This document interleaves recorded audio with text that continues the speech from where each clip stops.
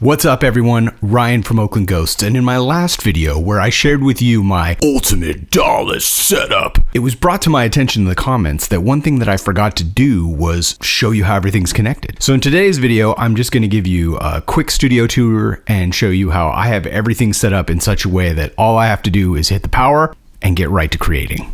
Let's get to it. All right, so what you see here is my basic setup. I've got the Deluge, I've got the Lemondrop, I've got the Sound Studio, the Taiga, my mixers all the way over here, and I got the ZOIA. Now, all of the analog synths, as well as the ZOIA and the Deluge, are all going out over into my mixer, which I'll cover in just a moment, but since Deluge is kind of the brains of my whole setup, why don't we start there? So the Deluge is kind of where I write and arrange everything. There's a song that I'm working on now.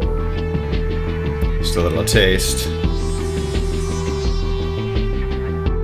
And right now, it's not running anything on any of the Moogs. It is running this, and it is running the Mother 32. But that is because what I have going is I have MIDI coming out of the Deluge going into this little box back here. Hopefully, well, let's see if we can see that. It's just a little MIDI through thing by CMC, and it allows me to send MIDI out of the Deluge and then split that signal to any of the devices that accept MIDI, including the Lemondrop. Right now I'm running the Mother 32 with MIDI and the Taiga with MIDI. And then all I have to do on the Deluge is you would go in and just start a track just like you would any other one.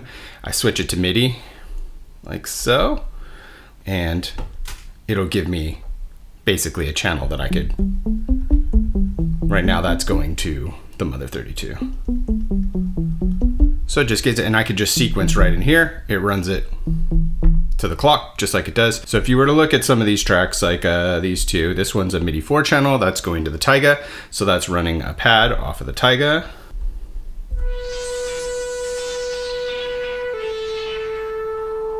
Right? Pretty straightforward. So because the Moogs are more traditional, like CV based gear, the way that I have those set up, other than the Mother 32, which as I mentioned is going in MIDI, is I have the gate out, which is our clock. I have gate 4 coming out, and this defaults on the Deluge to clock. I have that going into the advanced clock on the DFAM, and then the DFAM, I have its trigger output going to the clock in on the subharmonicon. That's pretty typical of how I'll set it up. If I don't go to the DFAM, I'll go to here and then connect this one to that. But that's basically how I get these all synced up, and that allows it to all play in sync like so. So now we're getting the DFAM and the subharmonicon in addition to the Mother 32, which is being controlled with MIDI. Let's hop over and let me show you how I set up the Lemondrop, which is not connected to the mixer. So here we are. So basically, I actually have a template set up so that this is even easier to do anytime I want to do it. But what I'm utilizing is this is allowing me to run the stereo channel of the Lemondrop into the Deluge and use the Deluge basically as my mixer. So what I like to do is the first thing you do is you just got to create a new track. And I'm creating a MIDI track, so I hit MIDI. I'm going to switch it to MIDI 3 because that's what controls this. And as you can see, we're getting some lines here. We're getting some stuff, but there's still another step. There's two ways you can do this. You also need an audio track that you can monitor so you can actually hear this stuff, right? So there's two ways you can do that. You could either do that, you can just create an audio track in the song section. But unfortunately, when you create audio tracks in the song section, if I hit record, if for example, I'm recording the input of my sequence, like I'm live recording a pattern that I'm making, it's going to record the audio into the audio track. So the trick that I've come up with is if you create an audio track in Arranger view, you can actually just use it to just monitor and it won't record anything to it. So the first thing we have to do is make it into an audio track, and you do that by holding it and clicking on the button. As you can see, this is now an audio track. The next thing you have to do is you have to set it up for the way that you want this input to be going to the audio track. For this one, I just want it to be monitoring. So all you do is you hold learn and you hit the button and you'll get a little menu up here. I go all the way down to balanced input. For some reason with the new firmware, I used to do stereo input, but for some reason with the new firmware, it comes in really, really hot. So I just go to balanced input and then in parentheses, this says monitoring. Select that. And now if I go back to my MIDI track, I can play the Lemondrop. So So then I could just write my patterns right here, and I could do all that fun stuff that I can do with all the other synths. And it'll just run the audio through the Deluge, which goes back out to my mixer. All right, now we're gonna hop over to the mixer, and I'm just gonna show you how I have everything patched over there, so that again, all I have to do is literally turn the power on all these synths, and I instantly can just get to jamming. All right, so the final piece of the puzzle is the mixer. Let me just hit play real quick so we can have some sound coming through and demonstrate what it all sounds like.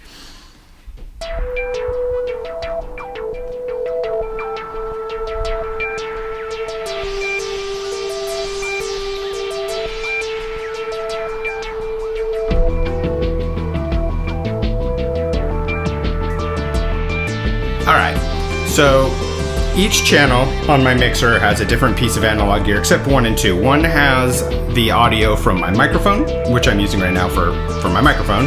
2 is an open channel at the moment. I'll use it for guitar, bass, any other keyboards I might want to plug in. Channel 3 right now is the Taiga, and so I can hit mute. Goodbye, Taiga. 4, I believe, is a subharmonicon. So let's just mute everything in the moment. Boom. So 4 is a subharmonicon, 5 is the Mother 32, 6 is the DFAM, 7 and 8 is the Deluge coming in stereo, and 9 and 10 is my aux return on the ZOIA, which I'm using for effects. And the way that I have that set up is I have the aux send is going out mono into the ZOIA, and then I'm bringing the return. Unfortunately, like I mentioned, the Tascam Model 12 does not have an aux return, so you have to sacrifice a couple channels if you want to have a return. So I have those coming to 910 so that I can get stereo effects. Basically, what that allows me to do is this row right here is my aux, and I can now use it just like you would use a send, like in a DAW, like Logic or something like that, for how much of the signal I want to send to the ZOIA for an effect. And the bottom row is also effects too. This is the built-in effects. I really like the ping pong delay on this, so I actually use it a lot. So let's just bring some stuff in here. So we got our bass. And then, I don't know, let's do the arpeggio.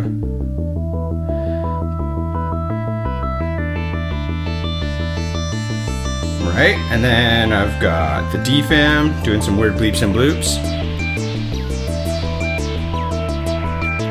Over here we got a pad that I made on the Taiga. And then right here is everything that I have built on the Deluge. So this is pretty much typical of how I use my workstation. Since everything's plugged in and ready to go, all I have to do is fire up a session. I can start building right away. I use the mixer to mix things in. A lot of times I will use the actual volume knobs on the analog gear to control when I want things to come in. I'll just use this to kind of set the overall level. And the beauty of this setup is because it's all ready to go, not only can I use it like I'm using here as a live mixer where I have the subs going to my speakers over here so I can hear what I'm jamming with. I have the mains going to my main system, but because this is a hybrid mixer, even when it's working in live mixer mode, all of the inputs are still going to my DAW via USB. So all I have to do is set up a session in Logic, hit record, and all my separate tracks will go over there. Now the reason I like the analog ones in there, and I like them broken apart, is so I can have them each on an individual track, and I tend to perform on those.